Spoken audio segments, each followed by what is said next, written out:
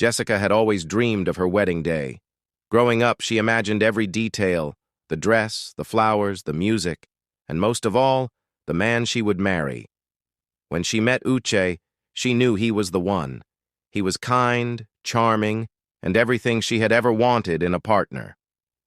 After 3 years of dating, Uche proposed, and Jessica's dream was finally coming true. Jessica's younger sister, Ada, was her best friend and confidant. Ada had been there for every milestone in Jessica's life, and it was only natural that she would be her maid of honor.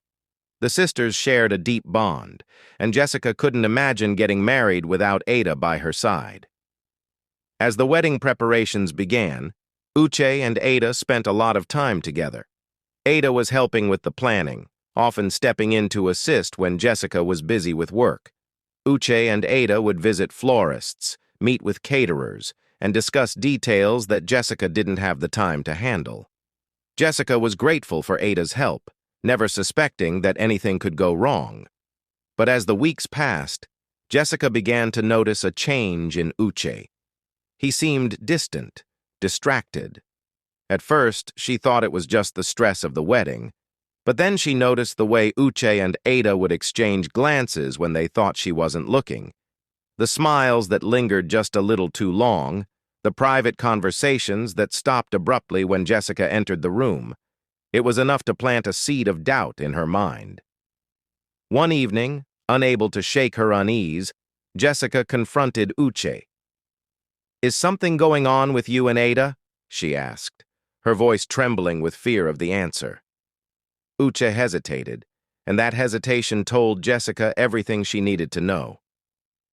"Jessica, I didn't mean for this to happen," he began, his eyes full of guilt. "But I've fallen in love with Ada." Jessica felt the world around her crumble. The man she loved, the man she was supposed to marry, was in love with her sister. She couldn't speak, couldn't breathe as the weight of Uche's confession crushed her. "How could you do this to me?" Jessica finally managed to say, her voice breaking. "How could you betray me like this?" Uche looked down, ashamed. "I never meant to hurt you, Jessica. It just happened. We spent so much time together, and I realized I had feelings for her. But I swear, I didn't want it to end this way." Jessica's mind raced as she tried to process the betrayal. "And what about Ada? Does she feel the same?" Uche nodded slowly. "She didn't want to hurt you either. That's why we haven't said anything, but we can't keep lying to you." Jessica's heart shattered.